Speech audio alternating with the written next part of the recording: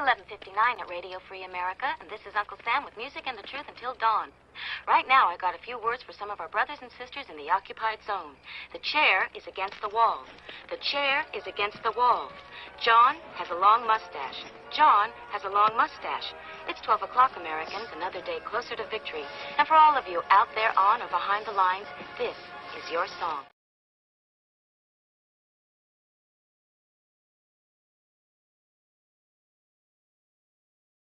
And welcome, everybody.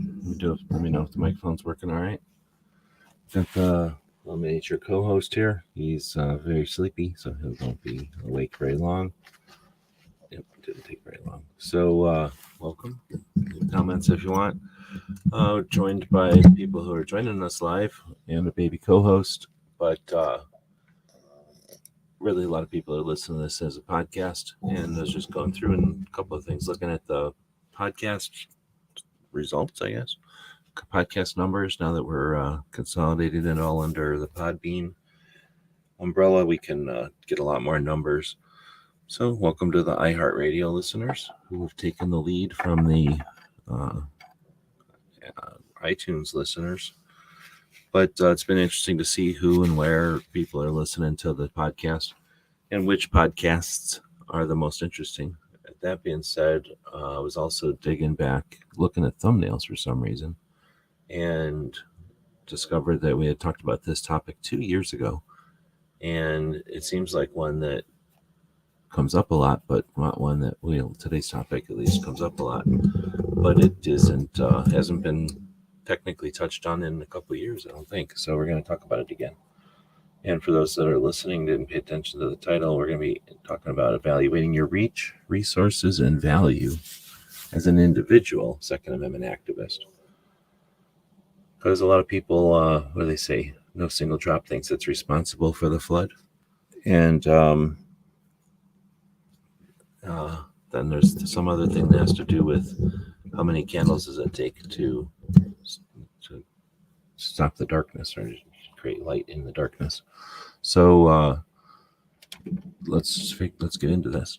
So if there's anybody out there that wants to chat about any of these things live, feel free to say stuff. Otherwise, I'm going to take a look at what we did 2 years ago, and we probably had would we have been using AIs 2 years ago? Possibly. But essentially what we've got in here is assessing your reach, considering the resources at your disposal, the effectiveness of advocacy, community building, compliance and legal understanding, and then personal development. Look, that was an interesting set of stuff. And what is it complete? Is it everything you need? I don't know. Is it in any kind of order? That's another question.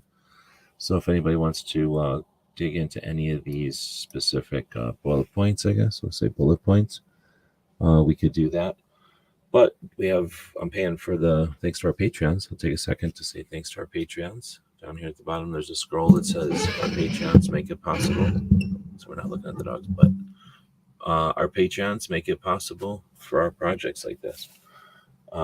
Makes projects like this possible. And we thank them. Because otherwise, I wouldn't be able to take the time to do this kind of stuff. So when we're talking about Patrons, one of the things they financially support is a subscription to GPT. And I had started a GPT subscription a while back, and that might be where this comes from. But I don't think it was that long ago, was it? And then I let the subscription slide, and now I've decided to subscribe again because of some of the new features. And they just released something they're calling ChatGPT 40.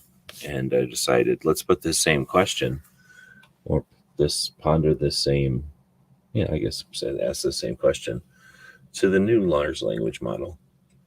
So essentially, it's just a more current group of more current understanding of everything people have said out there, or a lot of stuff people have said out there, and then it compiles an answer.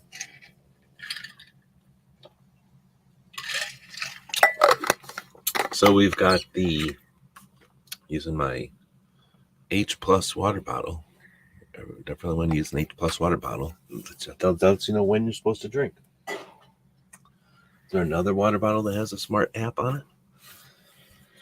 All right, so it says, I asked it how to evaluate your reach, resources, and value as an individual 2A activist. I put the caveat in 2024 on there, and it came up with self-assessment, and then evaluating resource, assessing reach, measuring your impact, planning for growth, and continuous improvement. And I thought that was pretty cool. So we're going to go through those points, and I just thought I probably could have put these things into a what is this thing called? A Substack blog. I'll do that as we kind of speak here, so that there's something for people who are following along on the visual side here to see what's going on. And since I'm posting stuff over on the spread on the Substack, thanks to all the people that subscribe over there, we get a continual growth over there. It's pretty neat. And we've even got a paid subscriber over there, and that is super cool. Didn't even know that you could have a paid subscriber over there. So it's not like Patreon so much, because you're just supporting the blog portion of it, but if more people participate over there, we'll of course incorporate any paid memberships when we do stuff to say thanks. All right, so we're evaluating our reach, resources, and value as an individual activist in 2024. I think for now I can go ahead and just say that'll work and put that on the screen. And there we go. You don't have to look at a little baby dog sleeping. He's completely passed out already. So he was completely passed out. I came in here and started the show, and then I made him wake up, and then he completely passed out again. So he has the superpower of being able to immediately fall back asleep when he feels like it. Hopefully that's a nice soothing. It's like having a lava lamp at the bottom of the screen. It's like having a nice soothing dog that's passed out at the bottom of the screen. A lot of people say you shouldn't have dogs on these shows. I've been told by people that make more money than me. Uh-oh.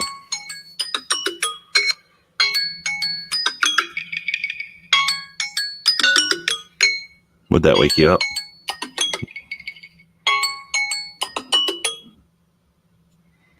I can tell you from experience that if you're having a dream, that certainly makes the dream get weird. All right, so how to evaluate your reach, resources, and value as an individual 2A activist in 2024 from GPT, the newest incarnation of paid robots. Because you can go up and ask a robot anything you want, and it'll tell you. But if you pay the robot, it tells you more stuff. It uses a bigger piece of its robot brain.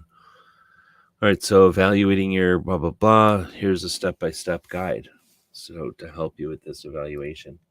And here's the special bonus. If you're listening live, I can just go right over to my chat GPT over here and ask it supplemental follow-up questions. It now learns as we have conversations with it. It remembers. And that's a big piece. It never did that before. It was like asking a dumb robot the first time you ever asked it. You have to ask it really specific questions. It's going to be interesting to see how it learns our conversations. It learns to follow our conversations. But the first portion of a 5-step plan is to self-assess. That's always a good idea. Maybe when to self-assess and how often. How to self-assess is probably a good idea too. Just being hard on yourself isn't no good, and just patting yourself on the back for no reason isn't any good either. But it says personal knowledge and skills. All right, I've got the hiccups. Personal knowledge and skills. Knowledge of laws. Ensure that you have a thorough understanding of federal, state, and local gun laws. That's a tough one. It's an ongoing one, especially since they keep adding new ones on there. But where would you put that as important? Knowledge that the laws exist is one thing. Knowledge of the terminology of the laws, I don't know. Knowledge of the implications of the laws, I don't know.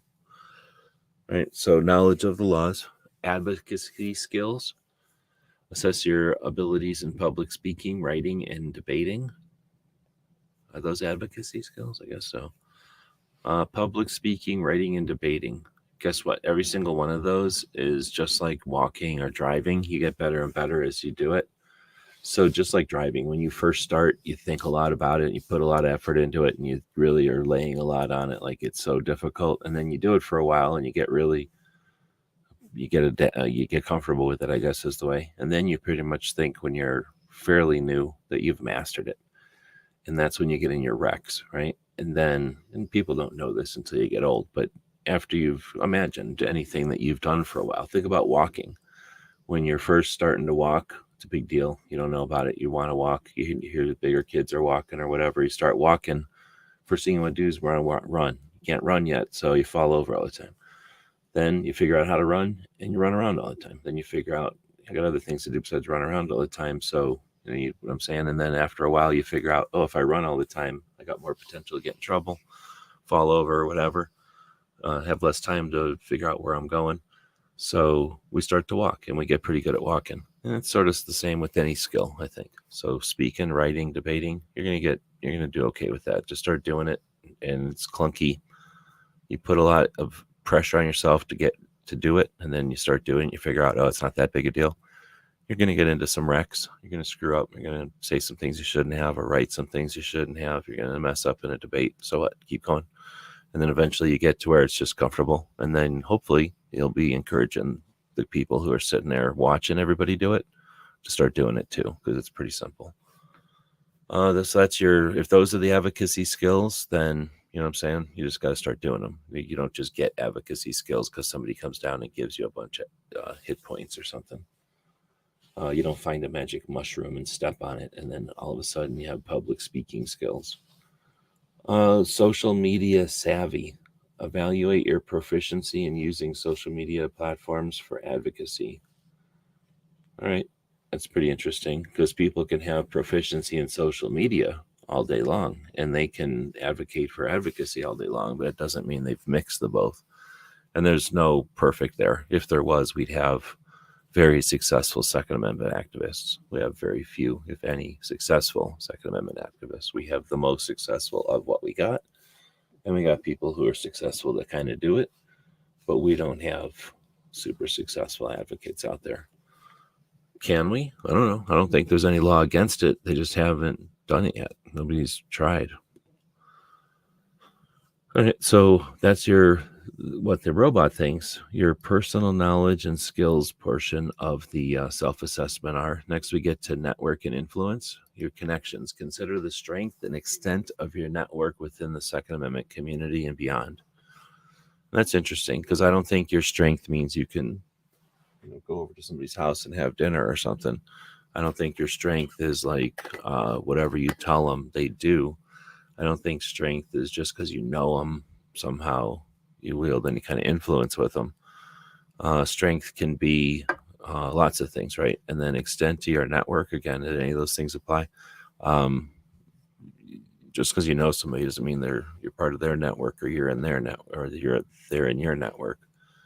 And on the other hand, your brothers and sisters can be in your network because they're your brothers and sisters, but they could have no interest in what you're doing, and they're still in your network.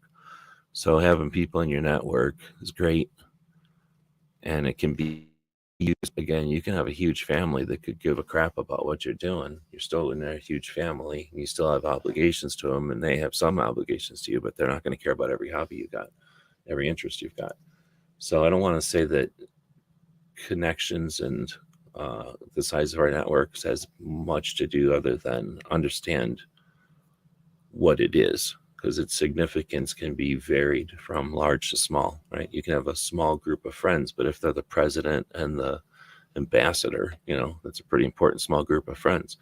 You could have a large group of friends that sit around doing nothing all the time, and a big deal. Like they're about the, what's the equivalent of that? So next is influence. Assess your influence on social media, in community groups, and through personal interactions.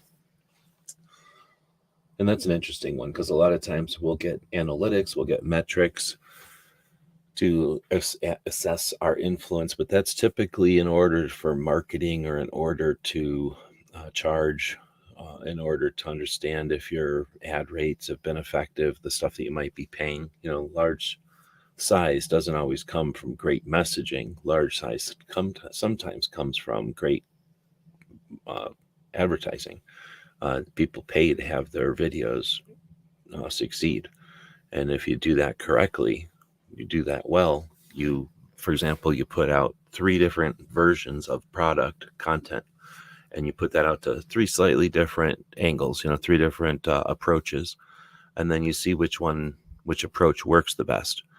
And then the next time you do the same thing, you have 3 approaches that are kind of leaning in that one direction, and then you can continue to refine that, and pretty soon you've got a pretty good idea of what sells, how to sell it. And then it doesn't matter so much what you're saying, because you know who to say to what to say to who. And so a lot of times the reach and that kind of stuff can be, it says assessed here, but can be determined. But again, what's the usefulness of that, and what's the productivity of that? That's a good question. So I think everyone, again, I'm trying to inspire here, not dissuade. So if you're thinking of this and going, oh man, how am I ever going to get to a point where I've got influence in the community? You don't have to have a bunch of people listening to every word you say to have influence. You simply have to be part of the community for someone to go, and remember what so-and-so said, or we just had a new point of view put out there from so-and-so. So you don't have to have everyone listen to you to have your point of view recognized and understood. And all you really need is a community that has a lot of people participating. And then what you have, and I've lived through this, it's not necessarily the times we live in today, but there's times when a community participates, the community looks to each other for answers instead of looking to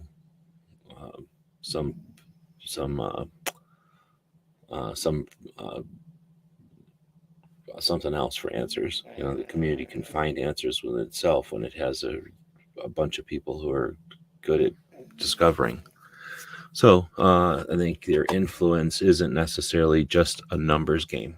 And often when we're talking about how successful your YouTube channel is, or how successful your company is, or how successful your attempt at marketing has been, it turns into a metrics game, right? And metrics are almost always, I don't know if it's by necessity, but just they're typically focused on money. And if you've made money with your marketing, stop that from falling off the top of the table. All right, so that's the beginning section, self-assessment. And I think the robot did a fairly good job of picking things that are useful for assessment. Is there anything in here under personal knowledge and skills or network and influence that you would add? Or would you add something besides these 2 things or do you add something when you do your self-assessment? Another question to ask would be, or to answer if you want to, and this can be, actually type it out if you're out there listening, or just, when you're thinking about this yourself, is it worth doing what I'm doing? Why am I doing this? How often do you do these self-assessments? Are you even doing these self-assessments? And then again, are you doing them when you're feeling like shit and you're going to pick on yourself? Are you doing them when you just had a win and you're really just patting yourself on the back? Or are you doing them maybe at a scheduled time, so you're going to evaluate no matter what the circumstances are? And you don't have to do any of these, but the people that are getting to where they're getting to go, getting to where they're going, does everybody get where they're going by luck, or do people get where they're going because they thought about it and they created a plan to get there, and then they did things along the way to assess that they're on the way to that goal? When you're doing land navigation, there's a reason land navigation is important, besides the fact that when we get down to it, if you can't walk around the planet Earth by the things that are available to us, the shadows and the running of water and the sunlight and things, if you can't figure out how to walk around on a ball with your feet and your eyeballs, then and it gets very useless in whether or not you have a GPS or not. So the same kind of thing with when you're out there creating and doing stuff and interacting, right? Like what are you using for your navigation? What are you using for to catch your bearings? All right, I'm kind of rambling, so I'll check. I'm bringing in check here. We're at 20 minutes. I think we're doing pretty good since we have like 5 sections here. I'll just quickly say thanks to the people that are joining us live and saying hey out there. Richard's out there from another country, I believe, or are you here now? I'm missing things up, and you're here now. Then we got Foss, then AR Patriots out there also. Thank you.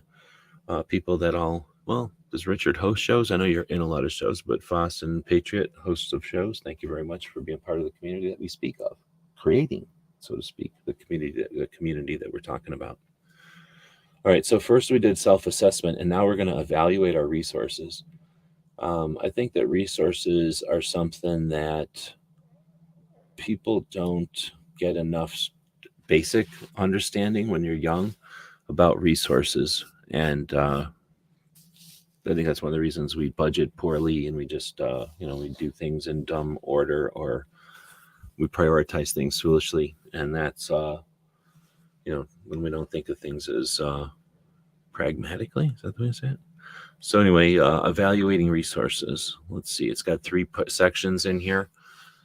Financial resources, time commitment, and support systems. So first we'll get into financial resources. Your budget. Determine how much money you can allocate towards your activism. Well, I tell you what, if I would have been given advice or getting advice back in the beginning, I would have definitely yelled this one to the room a bunch of times, because I definitely did this one poorly.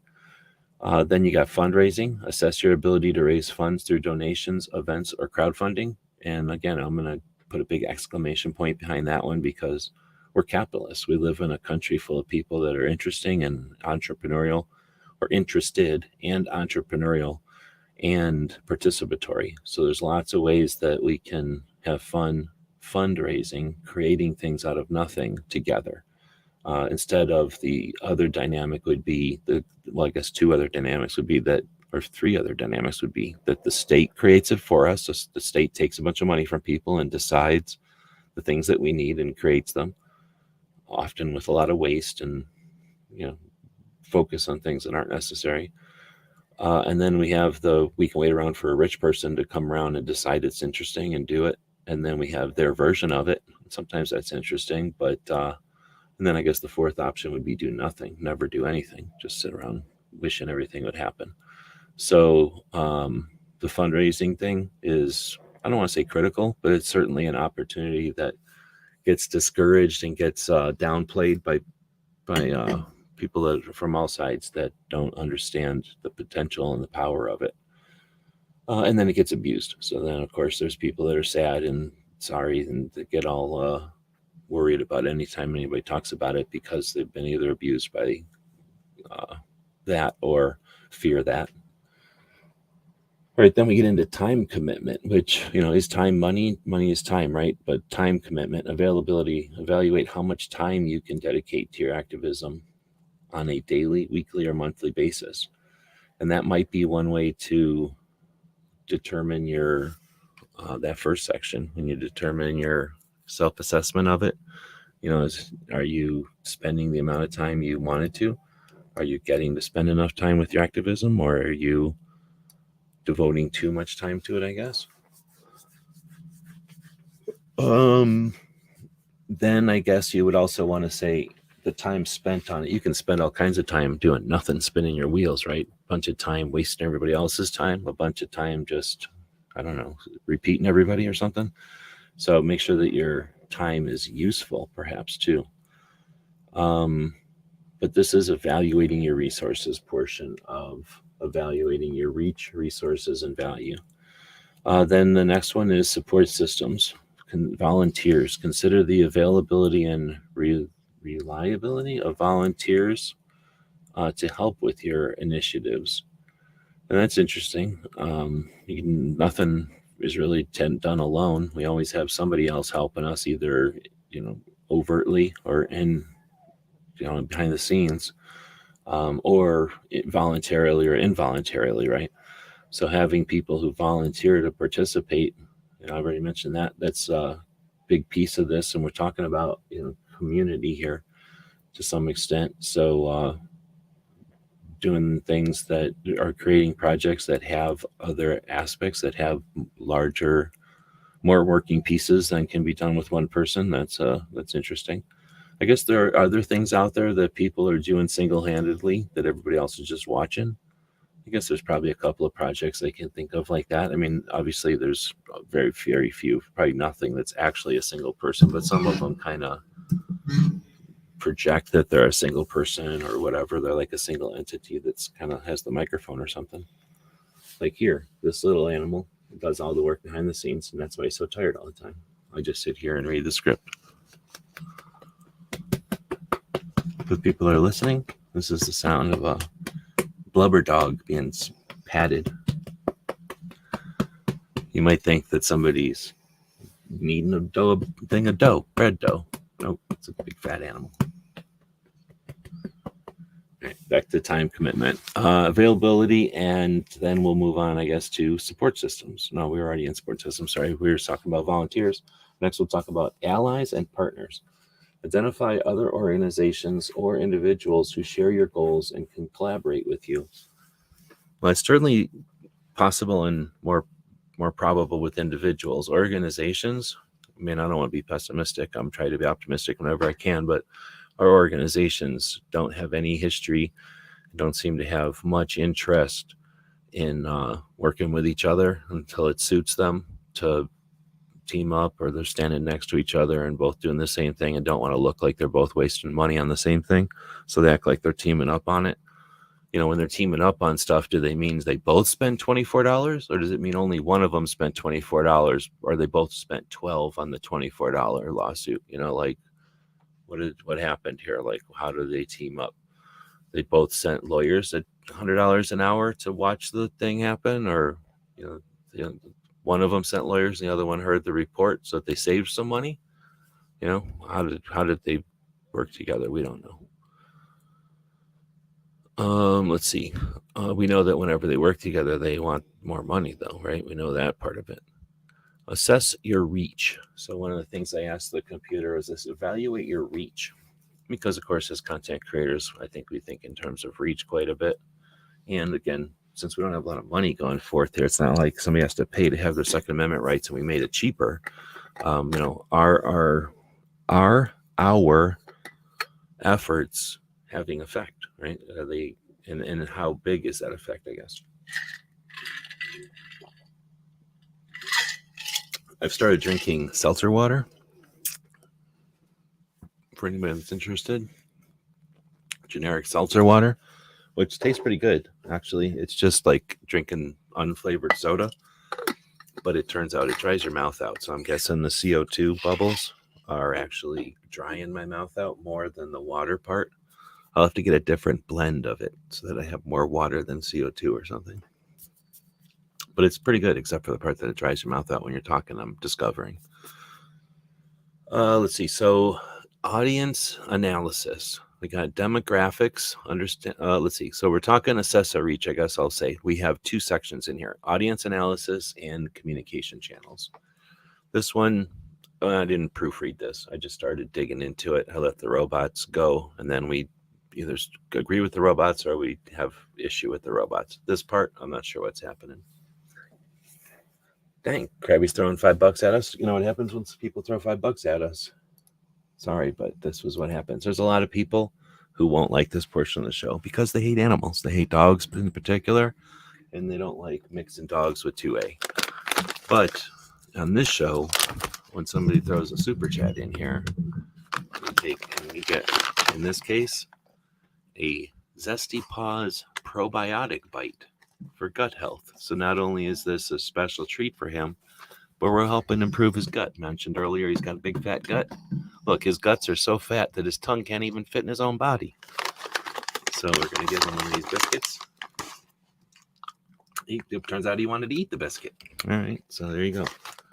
Now, I don't know what happened. She's sick, but the other dog has definitely heard this dog eat a biscuit at this point.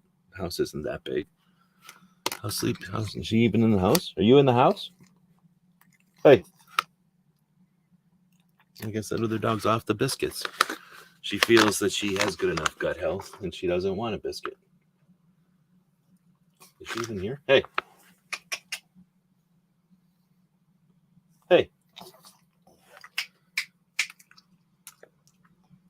Dang it, she probably ran away again. Hold on. What do you know? You sick? Come here. Come here. Maybe she doesn't like these biscuits. It's not a good sign for these biscuits. Do you want to eat this biscuit? Oh, as soon as she figured out it's a biscuit, she was interested and she ate one. I don't know. She's moody. She's a very moody animal.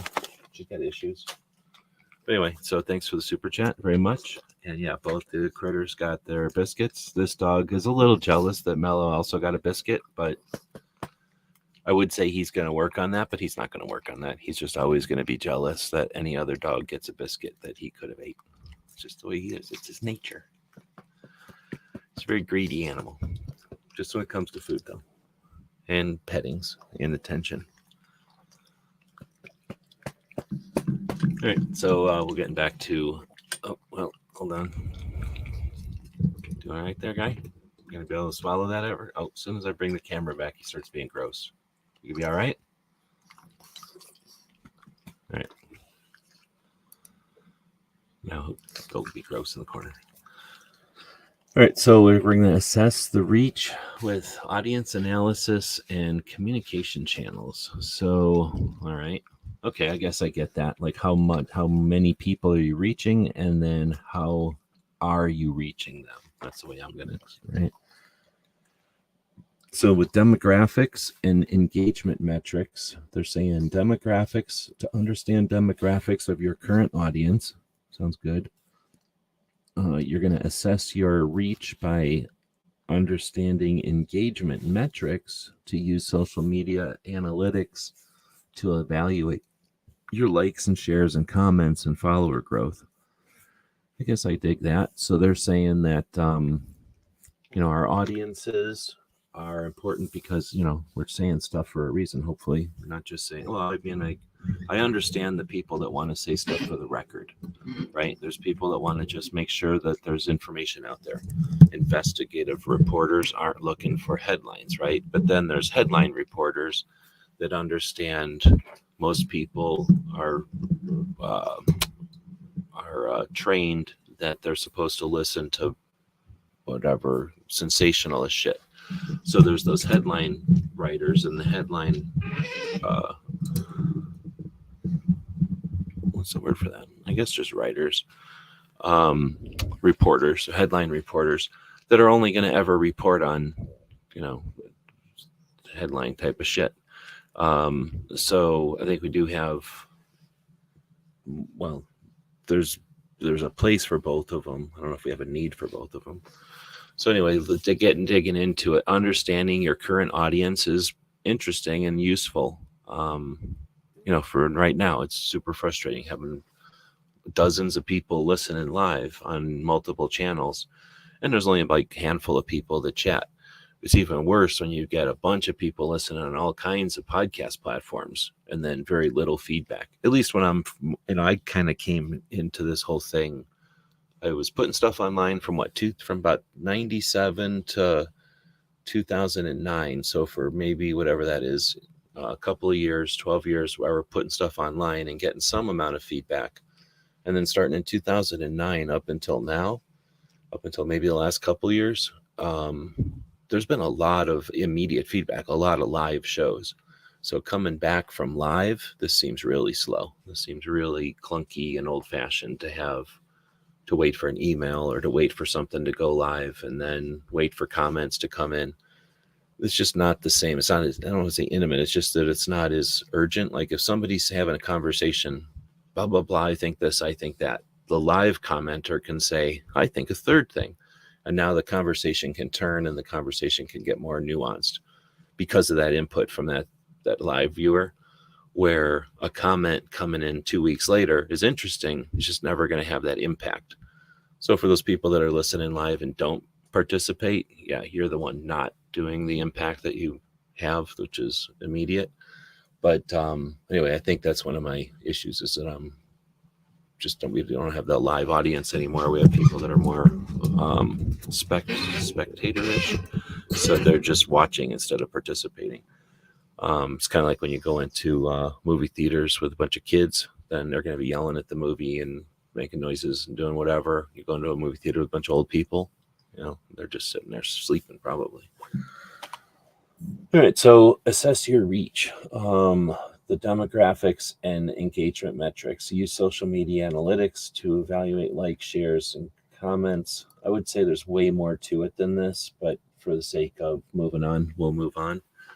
If anybody ever wants to have a conversation about specific things that we bring up on these Tuesday workshops, that's what it's all about. To poke some things, but not necessarily to get down into the weeds, but we can. And especially if you've got a specific thing, one, we can use it as a learning indicator, an example, or if it's something private or unique or something, we can take it off here and just work on your specific thing if you're interested. Let's see. Then we've got the communication channels, your online presence and your offline presence. So your online presence, assess your reach across different platforms. And then they just have a bunch of platforms suggested here. All right. And then your offline presence, consider your visibility in local communities through events, meetings, and public appearances. So that's interesting. I would say that there's more than that. There's your social presence, which I think is what this first section is, what they're calling online. You've got a social, the people that do pay attention to whatever it is, Twitter, Instagram, whatever. YouTube is a little tougher, and it's like saying following the news or something. Then you've got what they're calling offline presence. I would say is like your persistent presence, because you've got I've seen that guy before, and then you've got I watch this guy. I like to think of somebody who's a consistent guest on other people's shows or is a consistent expert for a specific issue. Those are persistent presences. And so you got I think there's more nuance to this one for sure. And then as far as your offline, or what they're like, your IRL, your real life presence, that's, I don't want to say few and far between, but I think that's just not focused on. So I'm not sure how big a deal that is. We certainly could use that more, especially when it comes to election years and people being boots on the ground during election years. Like that would be one to focus on and to shine light on. Imagine if we had a channel that just showed light on the good things. So we have a lot, and I was just calling them headline chaser and headline reporters, right? People that understand by looking at the metrics what has sold. So they just do more of that. They just do more of the same. And they don't care what way it goes. If it's red or blue or up or down or left or right, they don't care. Whatever sells at the moment, that's what they're doing. And they don't care if it changes. So the reason they're constantly looking is because they're looking to make sure they're always on point. So whatever the point is, they'll just react. But then you got people who want to either drive or champion a position, a direction, a position. And so you've got that. And I think the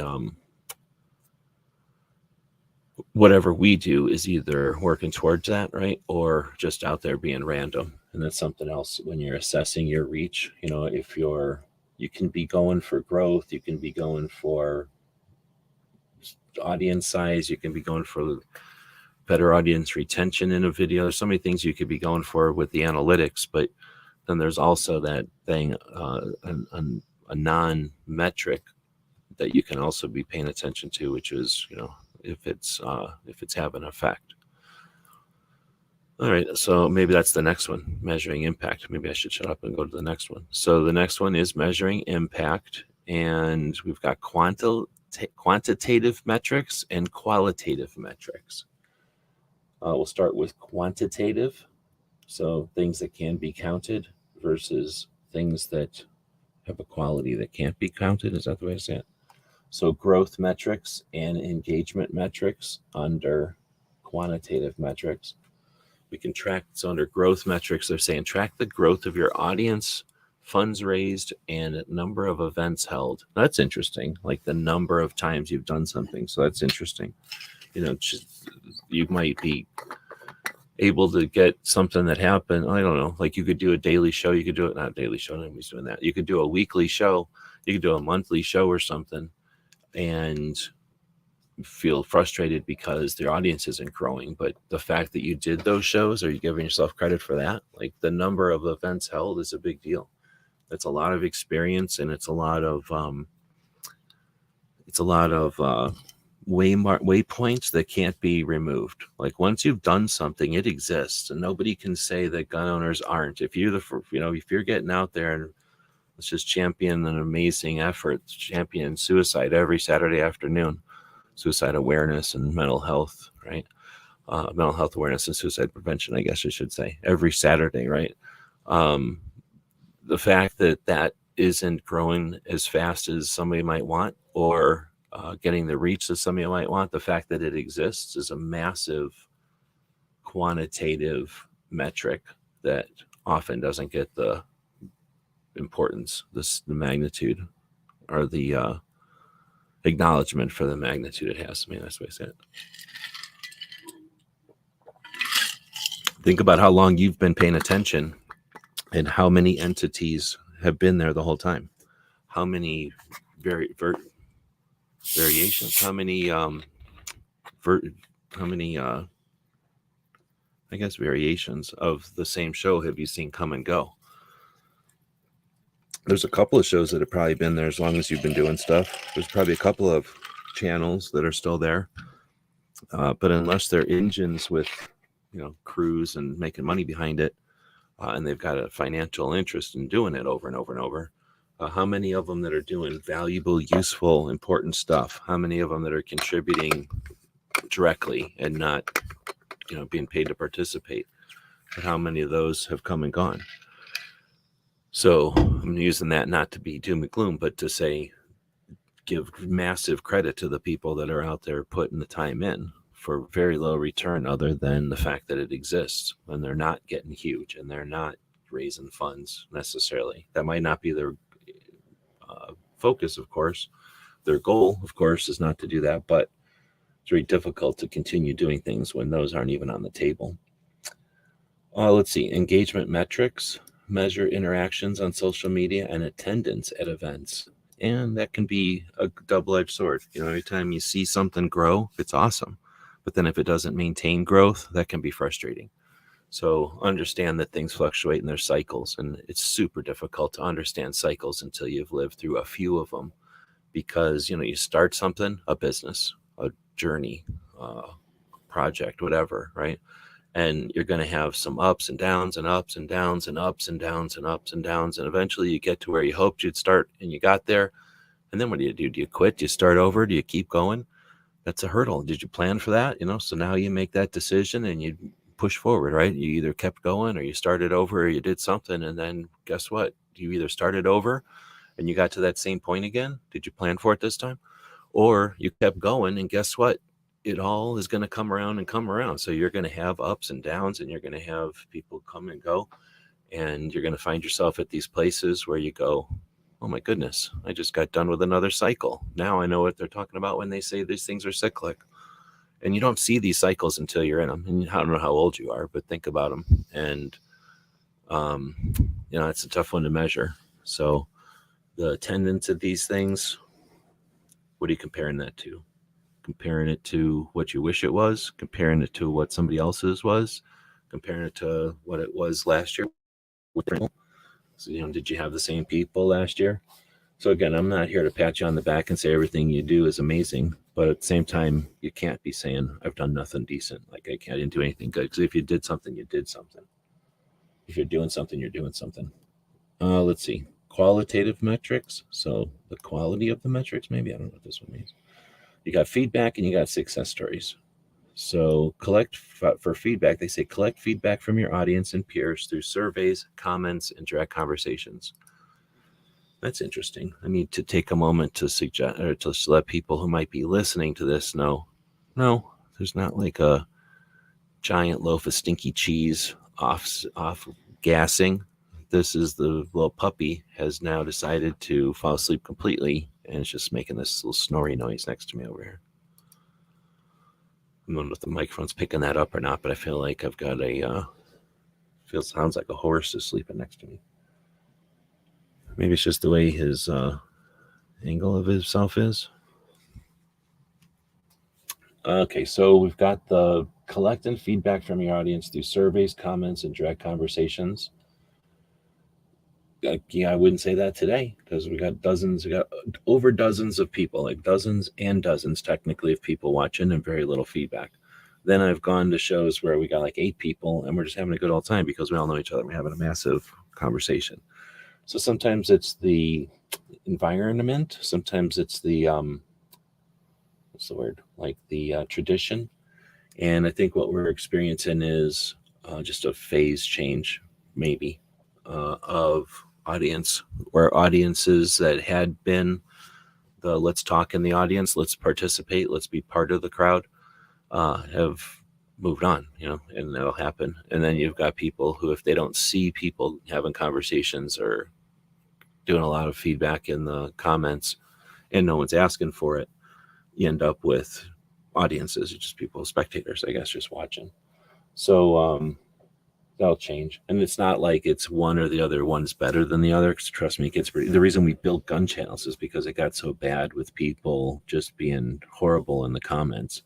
There was a time when it was such a big thing to have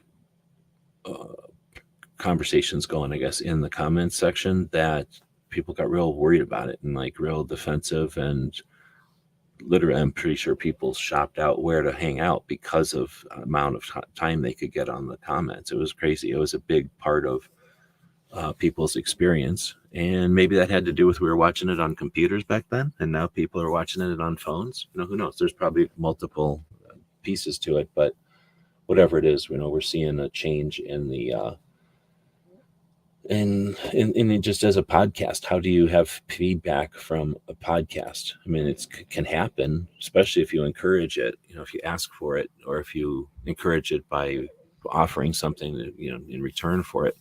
But it's going to be slow. Like you have to create the product, a comment, like the piece of content. It has to go out, it has to be absorbed, and then the person has to comment, and then even there's a lag when the person comments and it shows up in your whatever feed. There might be a lag there by the system, and just by the servers involved. So there's just going to be some kind of different amount of pace. That's the right word I'm looking for. In the feedback from live conversations of the 2000s, the mid 20s.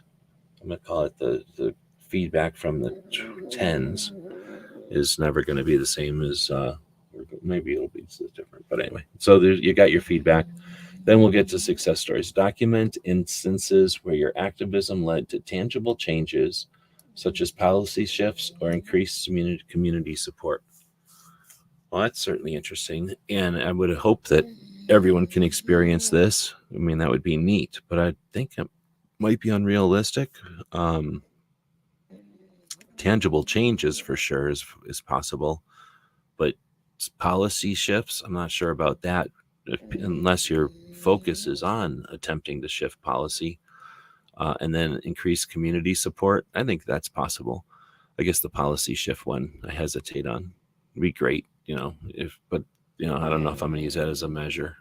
Hopefully we just have a lack of policy going forward, so you can't measure that. So I'd probably leave that one out, but the robots know what's best for us, so they left it in here. But what do you think? Tangible changes. I'm guessing that means, in conversations. I like to think of, again, Brooke's project on Saturdays, having a consistent conversation every weekend about mental health awareness and suicide prevention. I mean, I never would have thought. I can pretty much say, unless I screw it up, I can pretty much say mental health awareness and suicide prevention as a plugin. It's like a copy and paste. It's in my head. I know that when I need to put that in there, I can just say mental health awareness and suicide prevention, or some version of that, because I've said it so many times.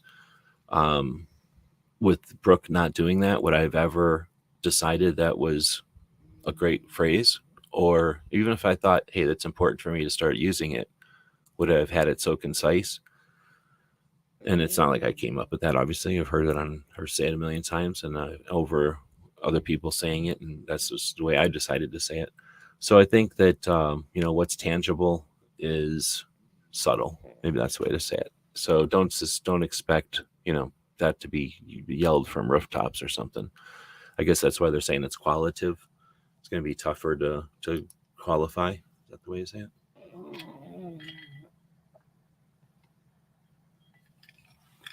All right. Getting to section 5, planning for growth. This is awesome.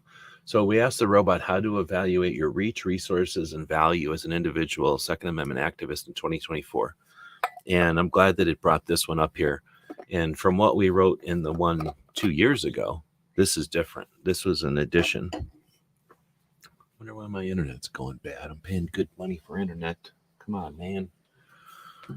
Is it disconnecting? I'm getting a bad internet signal.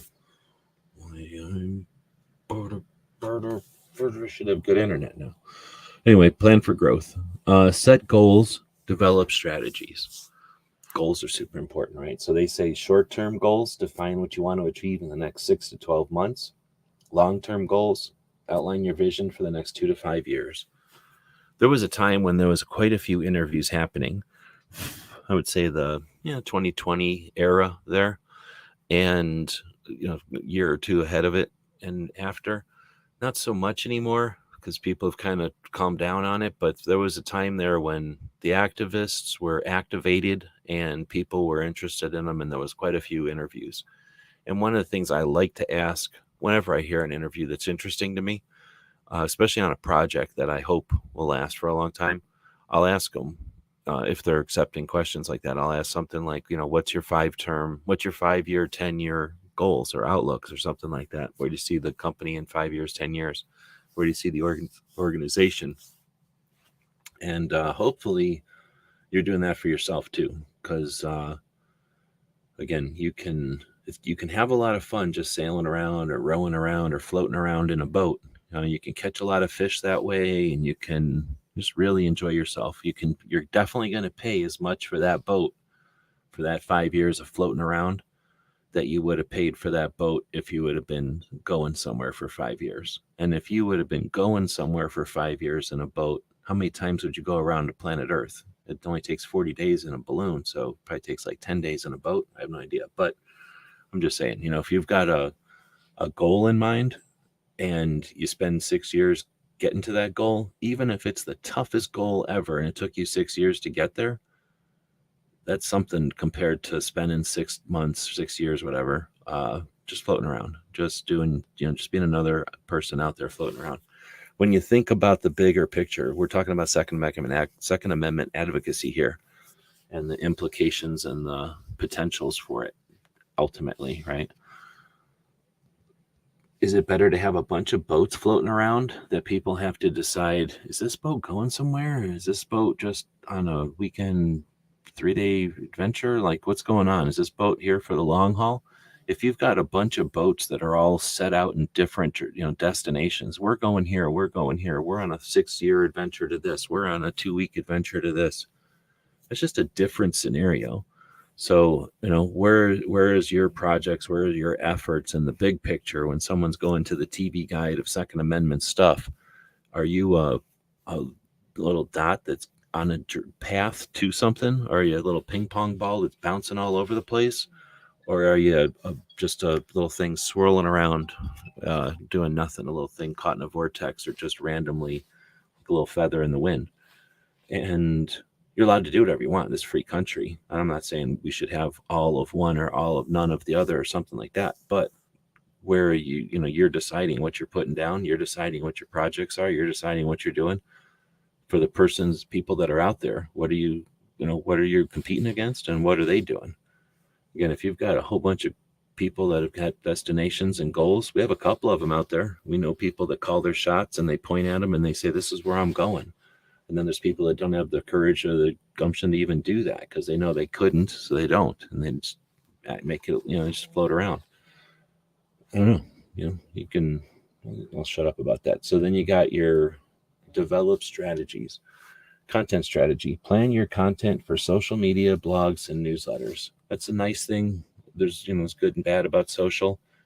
A lot of the social, in fact, a lot of the social that does the best or has the best results are the socials that let you schedule. They're the socials that let you create content now in batches and set them out.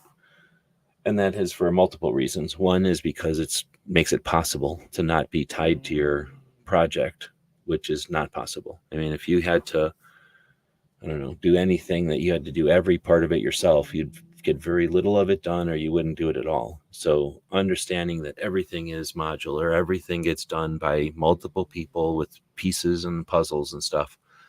The overall like efforts that we have to do as content creators, if you're babysitting your socials, you're babysitting your socials, and you'll just be a social babysitter for your entire thing. You might get really good at it, and you might be the best social media babysitter out there, but a social media babysitter isn't doing everything else. They're tied to their socials. They're literally the babysitter. They have to be there next to their socials, otherwise their socials suffer.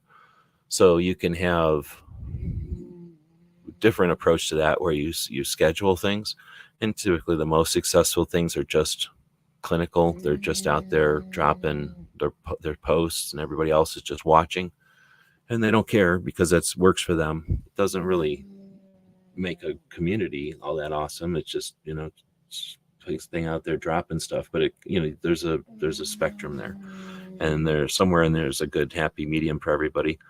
But you can schedule that stuff, and you can schedule it and supplement. You can schedule stuff. I certainly do this in my projects, is schedule things that are, I don't know, rigid or solid or there that you can schedule, and then supplement. Hey, the dog was farted today, or look at the dog doesn't smell so much today, or whatever, just something for the day you can post, but you can also have those scheduled things in there.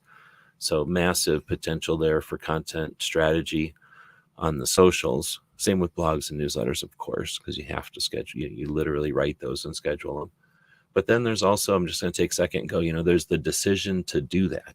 And just because you can do something, just because it's possible, big whoop. If you're not putting it into your, I don't know, schedule, into your list of things that you're going to accomplish, into your plan, then it's just another potential. So, when we're sitting here evaluating your reach, evaluating our reaches and our resources and our value, are we doing everything we can? Like, have we done everything we could? And are we doing it as effectively as we could, or could we adjust something? And I think that's an easy one to adjust. And it's as simple as doing something small, maybe taking a big video and chopping it up into shorts, and then scheduling those shorts. And now those shorts are going to work for you throughout whatever time frame, a month, a week, whatever. And you've already done the content. You've added a little bit more editing time to your project. But going forward, if you realize that strategy works, maybe you'll incorporate some opportunities for shorts in your future videos, and you'll do those at a specific time during your show or something that makes it easier to edit them out. And now it just becomes a very quick addition to your editing tasks, and now you get a bigger return on it, and maybe a return on a different platform like a TikTok or a Twitter or something that uses a more short format, vertical type of thing than your wide format, long form video that you spent all your time on. Okay, so moving on, event strategy. Organize events such as workshop, rallies, and meetups. How different would it be if we had a community full of people doing this instead of just going to other people's workshops, rallies, and meetups? Obviously, we can't have a meetup or a rally every day, but we could definitely have virtual stuff all the time. And we do better when things are in competition. So suggesting that we only need one of something, or that, we have enough of them, is weak sauce. Like, start making more interesting things. We certainly need more different kind of shoots out there, and opportunities to get people around guns, normalize guns. And people, I think, depending on who's listening right now, you've probably seen events that got championed by creators who other creators would have ignored or did ignore. And all kinds of situations happen when you create possibilities. So events and real life things. There's whole organizations that don't like rallies, so you won't see them ever bring up rallies. Does that mean rallies aren't effective or useful? Well, I don't know. What would happen if we had rallies again?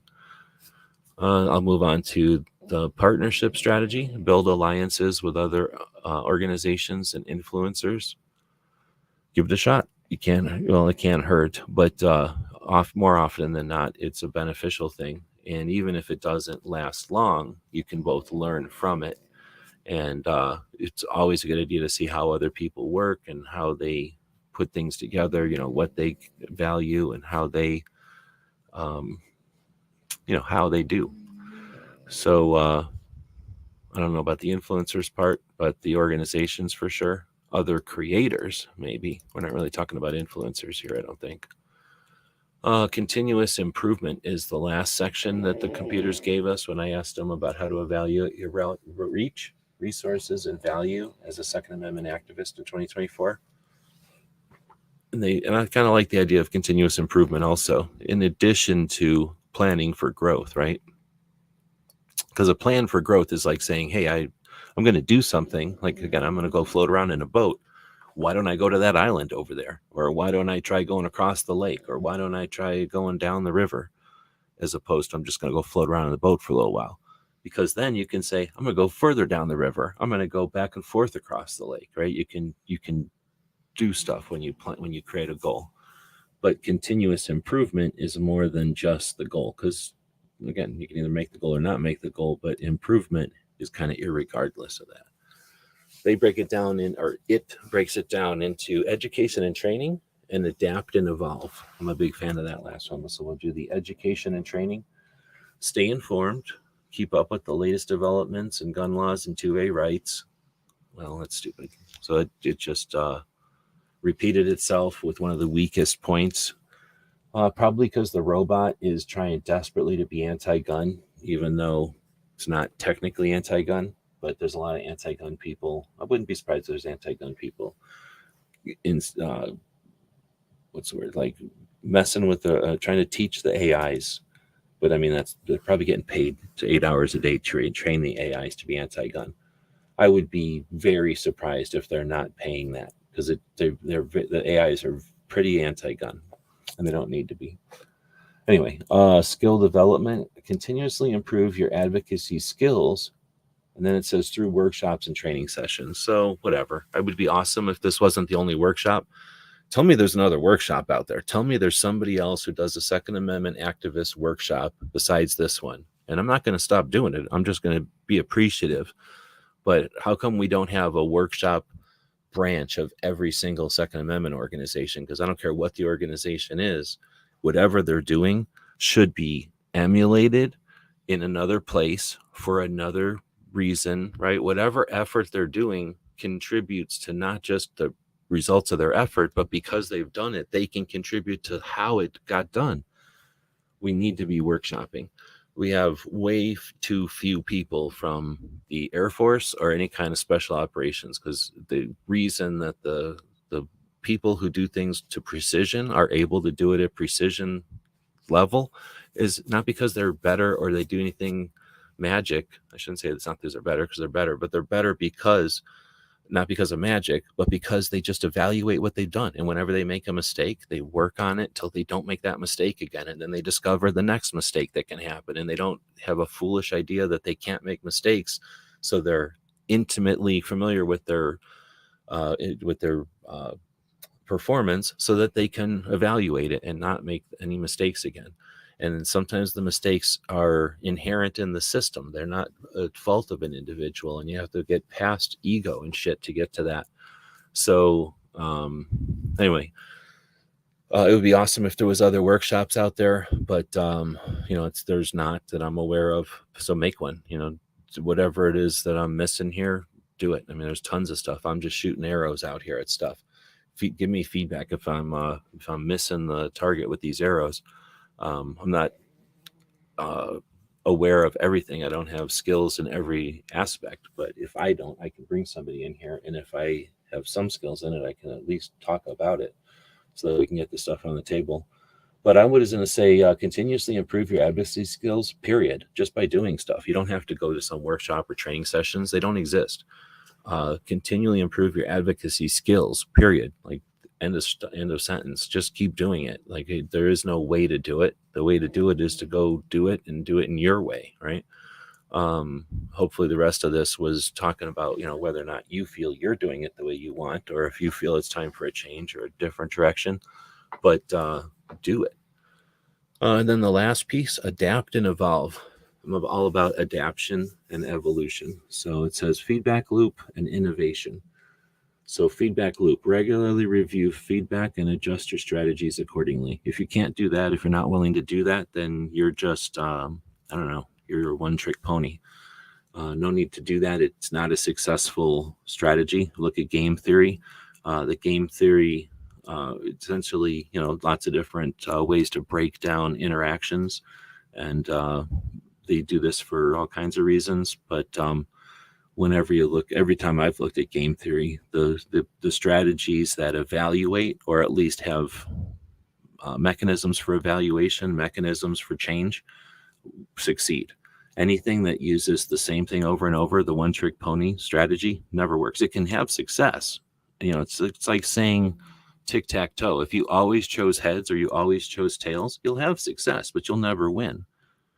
So there's not a trick to win tic-tac-toe, but as you get more complicated systems, more complicated games, so to speak, you can find strategies that will succeed way beyond. And most of the most successful strategies can adapt. So get used to adapting.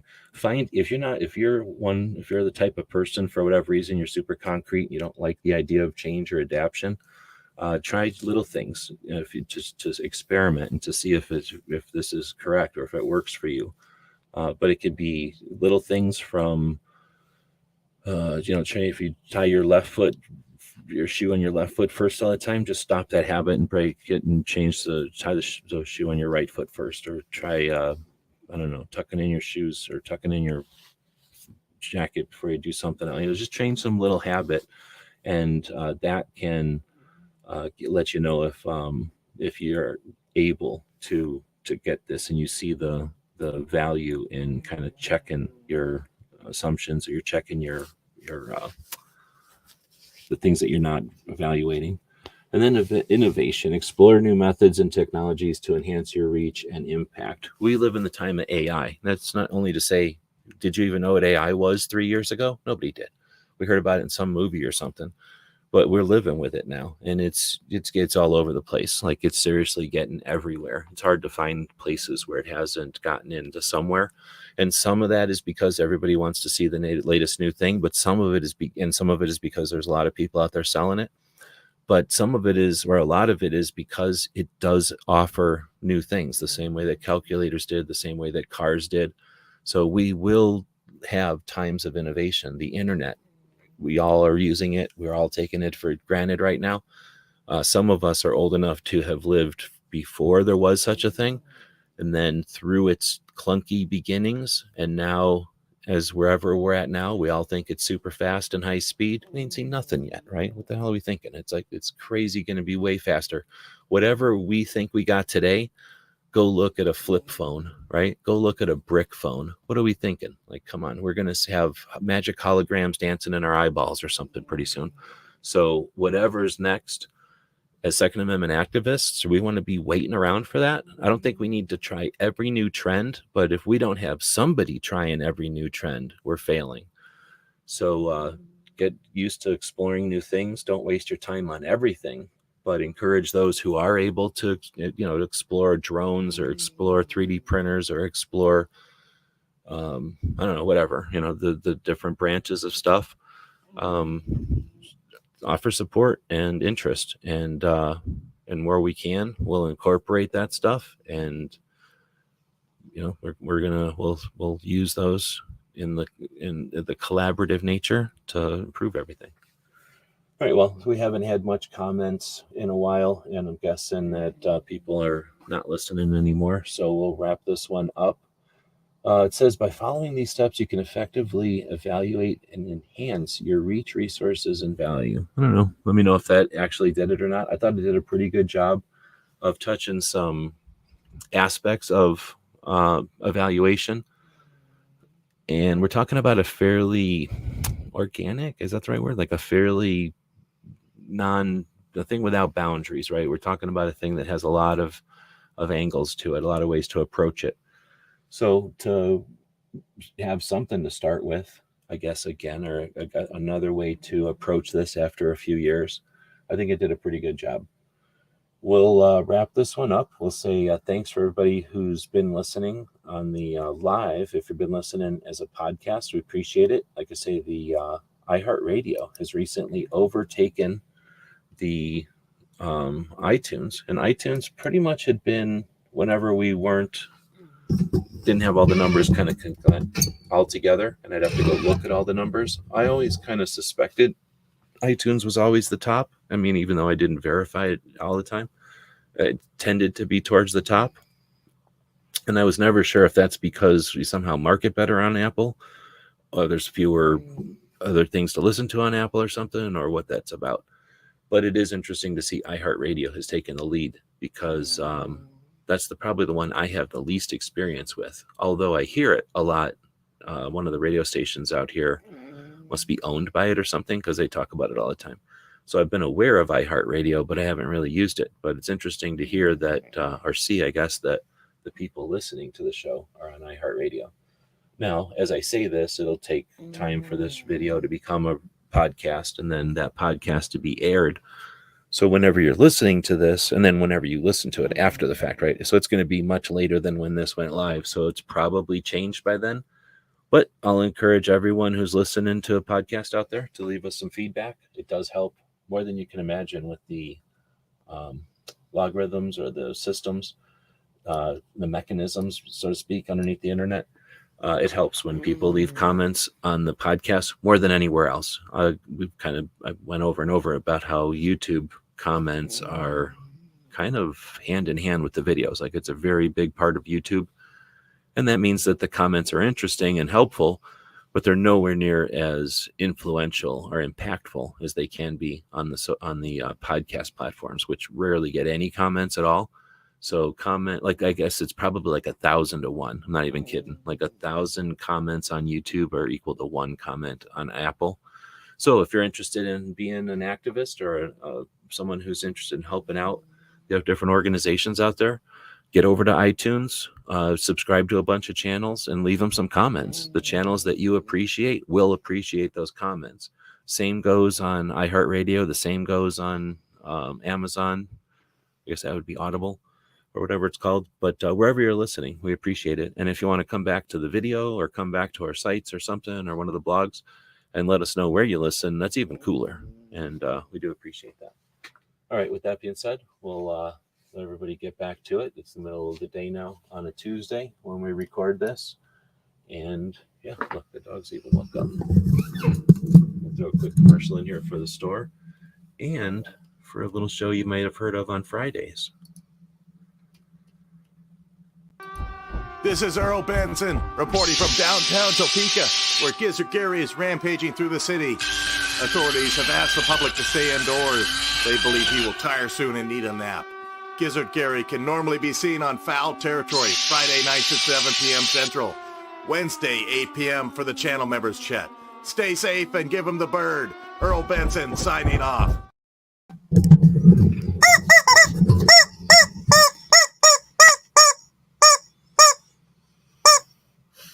Sir, why are you in Barry's fishing net? He ran right into it. Get your stinking paws off me, you damn dirty apes. First off, that is incredibly rude. You ran straight into Barry's fishing net. It's ruined. How is Barry gonna fish now? I'm just trying to find some patches and some stickers. Well, all you have to do is go to gearwebsites.com and you can find 2A-related stickers and patches.